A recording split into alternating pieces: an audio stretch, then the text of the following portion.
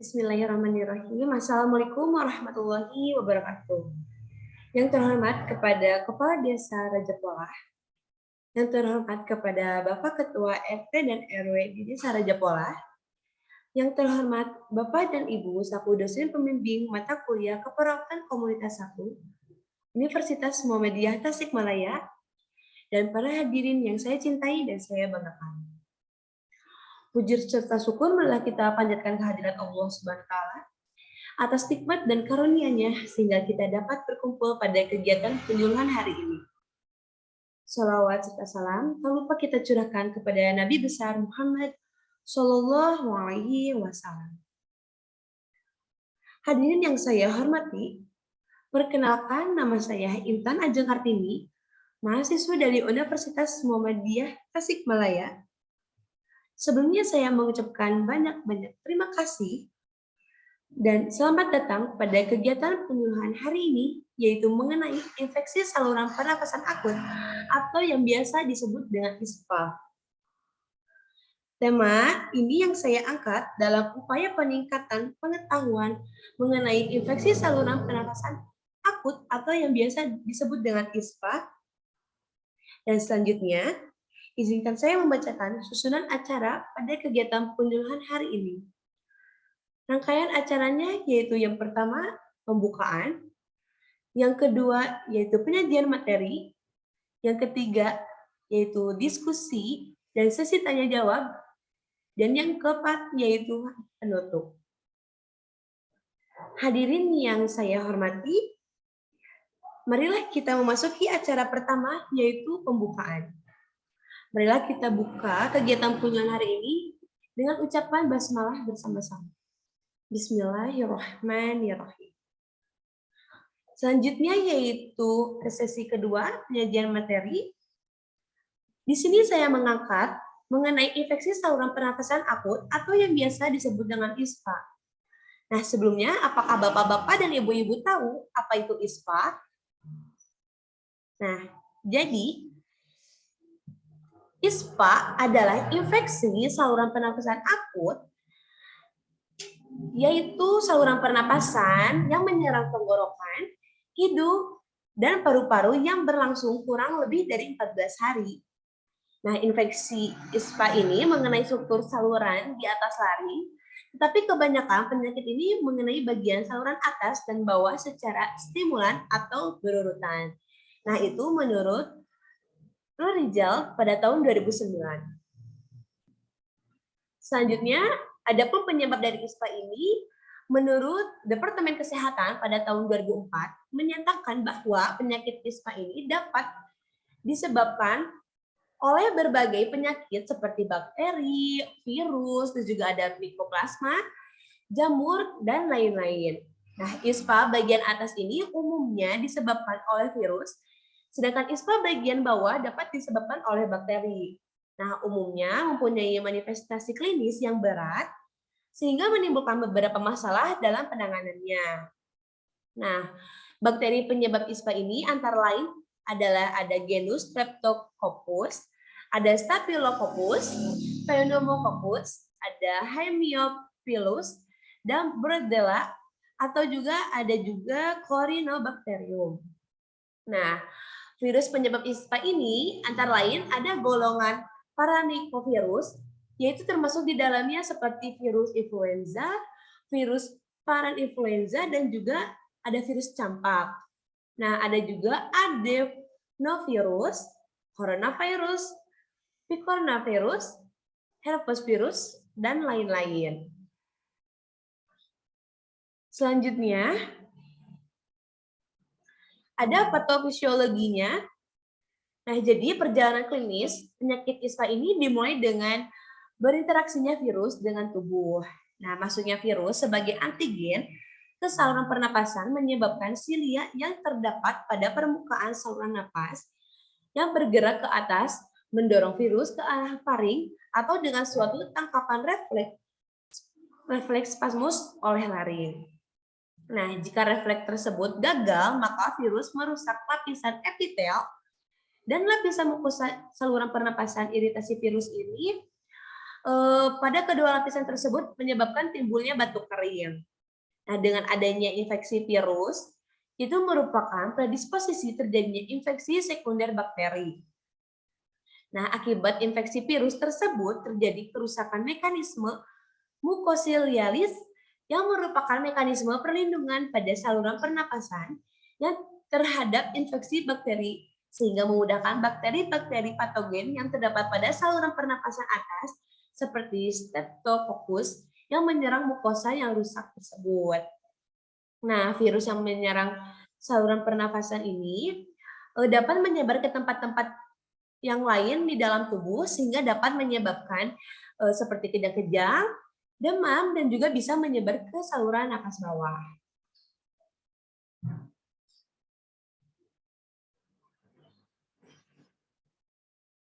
Nah, yang kelanjutannya, dampak infeksi sekunder bakteri pun ini bisa menyerang saluran nafas bawah, sehingga bakteri-bakteri yang biasanya hanya ditemukan dalam saluran pernapasan. Sesudah terjadinya infeksi virus, ini dapat menginfeksi paru-paru, sehingga menyebabkan pneumonia.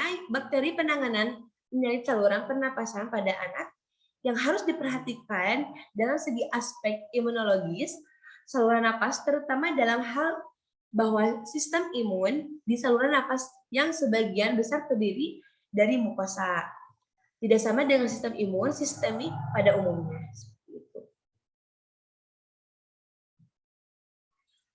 Lalu ada perjalanan klinis penyakit ISPA. Ini dapat dibagi menjadi 4 tahapan. Nah, yang pertama ini ada tahap prepatogenesis, di mana penyebab ini telah ada terapi penderita belum menunjukkan reaksi apa-apa. Nah, yang kedua ini ada tahap inkubasi.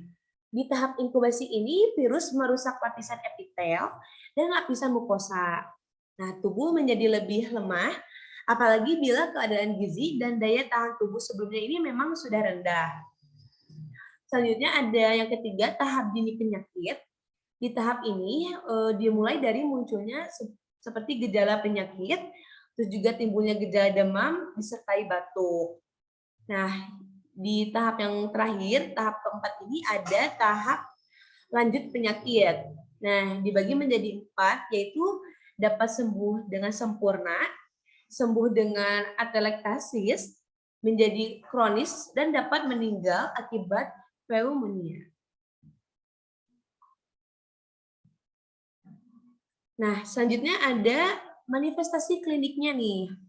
Nah, jadi manifestasi kliniknya ini merupakan di mana proses inflamasi yang terjadi pada setiap bagian saluran pernapasan atas maupun bawah ini yang meliputi infiltrate atau peradangan dan edema mukosa. Nah, ada juga kongestif vaskuler, bertambahnya sekresi mucus, serta terdapat perubahan struktur dari fungsi siliare. Itu menurut Mutakim pada tahun 2008. Nah, menurut Departemen Kesehatan Republik Indonesia ini membagi tanda dan gejala ISPA menjadi 3 bagian, yaitu yang pertama batuk, yang kedua ada serak, yaitu di mana anak ini bersuara parau pada waktu mengeluarkan suara. Nah, yang ketiga yaitu pilek, di mana mengeluarkan lendir atau ingus dari hidung. Dan yang keempat ada panas atau demam dengan suhu badan lebih dari 37 derajat Celcius. Nah, yang selanjutnya ini ada yang bagian B-nya. Gejala dari ISPA sedang, seorang anak ini dinyatakan penderita ISPA sedang jika ditemukan 1 atau lebih gejala-gejala seperti di bawah ini. Yang pertama ini ada pernapasan cepat atau fast breathing sesuai umur, yaitu untuk kelompok umur kurang dari 2 bulan, frekuensi napas ini 60 kali per menit, atau lebih untuk umur 2 tahun. Nah, yang selanjutnya ini, apa saja sih faktor dari resiko ISPA? Nah, jadi faktor resiko ISPA ini yang pertama ada dari segi faktor lingkungan.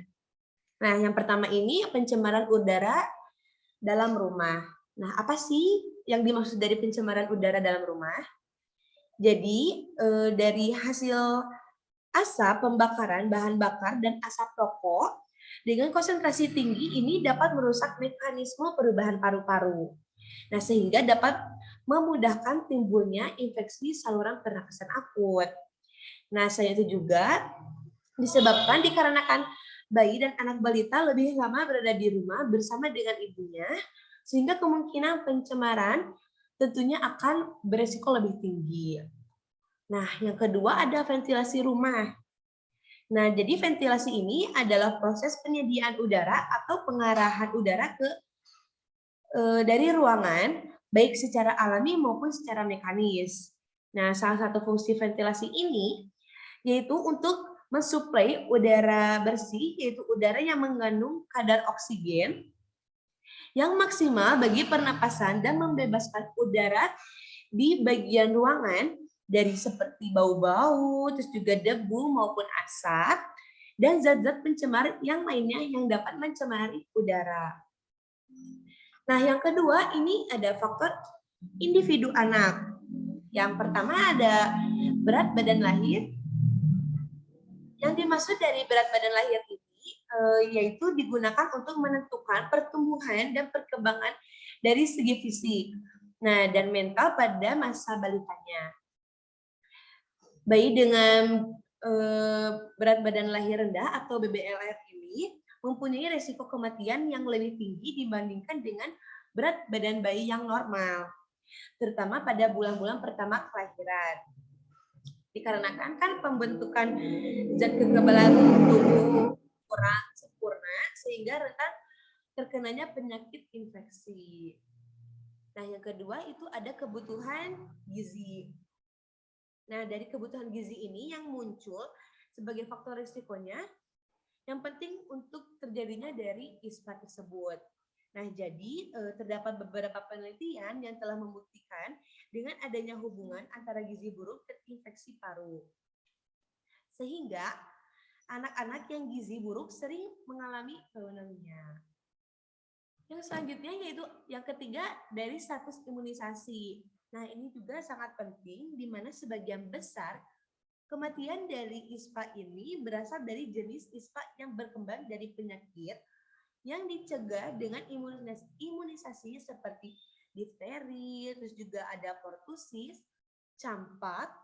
Nah, maka dari itu peningkatan cakupan imunisasi ini akan berperan besar dalam upaya pemberantasan dari ISPA tersebut. Nah, selanjutnya ada dari faktor perilaku. Nah, yang dimaksud dari faktor perilaku ini, dalam penanganan ISPA, tingkat keluarga dapat digolongkan menjadi 3, yaitu ada perawatan penunjang oleh ibu, tindakan segera, dan pengamatan tentang perkembangan balita dengan pencairan pertolongan pada pelayanan kesehatan. Seperti itu. Nah, yang selanjutnya ada komplikasi ISPA.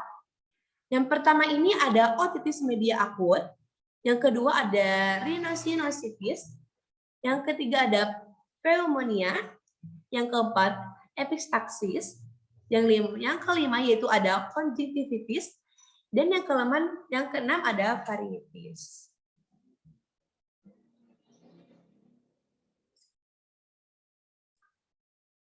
Nah, selain itu juga ada cara dari pencegahan ISPA.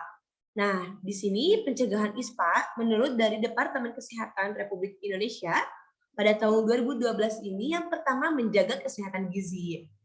Nah, maksud dari menjaga kesehatan gizi ini yaitu dari menjaga kesehatan gizi yang baik akan mencegah atau terhindarnya dari penyakit yang terutama antara lain seperti penyakit ISPA tersebut. Nah, misalnya dengan mengonsumsi makanan 4 sehat 5 sempurna, memperbanyak minum air putih, olahraga dengan teratur, serta istirahat yang cukup. Yang selanjutnya itu ada imunisasi. Nah, pemberian imunisasi ini sangat diperlukan baik pada anak-anak maupun orang dewasa. Nah, imunisasi ini dilakukan untuk menjaga kekebalan tubuh supaya tidak mudah terserang berbagai macam penyakit yang disebabkan oleh virus ataupun bakteri. Nah, yang ketiga yaitu menjaga kebersihan perorangan dan lingkungan. Nah, yang dimaksud dari menjaga kebersihan perorangan dan lingkungan ini yaitu seperti tadi, membuat ventilasi udara serta pencahayaan udara yang baik akan mengurangi polusi asap dapur ataupun asap rokok. Nah, yang ada di dalam rumah. Dari hal tersebut ini dapat mencegah seseorang menghirup asap yang dapat menyebabkan penyakit ispa tersebut. Dan yang terakhir, yang keempat, ada mencegah anak berhubungan dengan penderita ispa langsung. Nah, yang dimaksud dari poin yang keempat ini, di mana ispa ini disebabkan oleh virus ataupun bakteri yang ditularkan oleh seseorang yang telah terjangkit penyakit ini melalui udaranya yang tercemar dan masuk ke dalam tubuh. Bibit penyakit ini biasanya berupa seperti virus ataupun bakteri di udara yang umumnya berbentuk aerosol atau suspensi yang melayang di udara. Nah, adapun bentuk dari aerosol ini yaitu seperti droplet, terus juga ada nuklei atau sisa dari sekresi saluran pernapasan yang dikeluarkan dari tubuh secara droplet dan melayang di udara. Nah, yang kedua itu ada duet atau campuran antara dari bibit-bibit penyakit. Gitu. Nah, untuk yang terakhir yaitu penata laksanaan ISPA. Nah, penata laksanaan ISPA ini yang pertama ada dari segi pemeriksaan. Nah, di sini pemeriksaan yang artinya memperoleh informasi tentang penyakit anak dengan mengajukan beberapa pertanyaan kepada ibunya. Nah, melihat dan mendengarkan anak, hal ini juga sangat penting agar selama pemeriksaan anak itu tidak menangis. Bila menangis akan meningkatkan si frekuensi dari napasnya tersebut. Nah, untuk ini diusahakan agar anak ini tetap di pangkuan ibunya, menghitung napas dan dapat dilakukan tanpa membuka baju dari anak tersebut. Selanjutnya yang kedua ada klasifikasi dari ISPA. Nah, dari klasifikasi ISPA ini terdapat program dari pemberantasan ISPA atau P2 ISPA. Nah, yang mengklasifikasi ISPA ini yang pertama ada pneumonia berat, yaitu dengan ditandai secara klinis oleh adanya tarikan dinding dada di dalam atau chest indrawing. Nah, yang kedua ini ada pneumonia, yaitu ditandai secara klinis oleh adanya napas yang cepat. Sedangkan yang ketiga ini ada bukan pneumonia, jadi ditandai dengan klinis oleh batuk pilek, bisa disertai dengan demam tanpa tarikan dinding dada di dalam, dan juga tanpa napas cepat seperti itu. Jadi dari klasifikasi ISPA ini, yang pertama ada pneumonia berat, yang kedua ada benar-benar pneumonia, dan yang ketiga itu bukan pneumonia. Nah, yang selanjutnya yaitu ada dari segi pengobatan. Nah, dari segi pengobatan ini yang pertama ada pneumonia yang berat itu dilakukan dirawat di rumah sakit dengan diberikannya antibiotik parental dan oksigen dan juga sebagainya. Nah, yang kedua yaitu pneumonia ini harus diberikan obat antibiotik cotrimoxazole atau peroral. Nah, bila penderita ini tidak mungkin diberi cotrimoxazole atau ternyata dengan pemberian cotrimoxazole ini keadaan penderita menetap, dapat dipakai obat antibiotik sebagai penggantinya yaitu amoxicillin atau penicillin procaine. Nah, yang ketiga itu bukan pneumonia. Nah, tanpa pemberian obat antibiotik. Jadi kalau yang ketiga ini bisa dirawat di rumah. Untuk batuk dapat digunakan obat batuk tradisional atau obat batuk lainnya yang mengandung zat yang merugikan seperti kodein, dextromethorphan, dan antihistamin seperti itu. Dan yang terakhir yaitu ada perawatan di rumah. Nah, perawatan di rumah ini yang pertama ada mengatasi panas, demam, untuk anak usia 2 bulan sampai 5 tahun dengan demam diatasi dengan pemberian paracetamol atau juga dengan diberikannya kompres. Nah, bayi di bawah umur 2 bulan ini dengan demam harus segera dirujuk ke rumah sakit karena paracetamol diberikan 4 kali tiap 6 jam untuk waktu 2 hari. Nah, yang kedua yaitu dengan mengatasi batuk, dianjurkan memberi obat batuk yang aman, yaitu ramuan tradisional seperti jeruk nipis, setengah sendok teh dicampur dengan kecap atau madu dengan setengah sendok teh. Nah, yang ketiga yaitu pemberian makanan dengan memberikan makanan yang cukup gizi, sedikit-sedikit tetapi terus-terusan, yaitu lebih sering dari biasanya. Selain itu juga harus dengan pemberian ASI pada bayi yang menyusu itu tetap diteruskan. Nah, selain itu juga ada pemberian minuman, yaitu diusahakan dengan pemberian cairan seperti air putih, terus juga ada air buah dan juga sebagainya.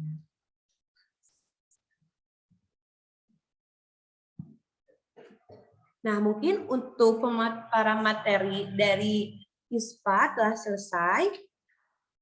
Mari kita ke sesi selanjutnya, yaitu sesi tanya jawab. Mungkin ada yang ingin ditanyakan?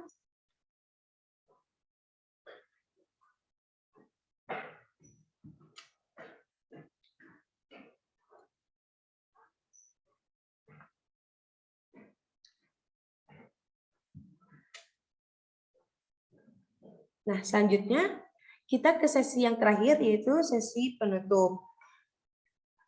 Nah, sebelum kita menutup acara ini, semoga materi yang saya sampaikan ini dapat bermanfaat, dan saya ucapkan banyak terima kasih kepada seluruh peserta yang telah berpartisipasi sehingga berakhirnya acara penyuluhan hari ini.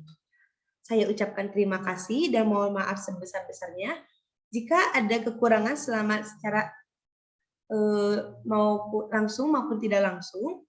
Marilah kita tutup acara ini dengan mengucapkan hamdalah bersama-sama. Alhamdulillahirrahmanirrahim. Mungkin cukup sekian yang dapat saya sampaikan.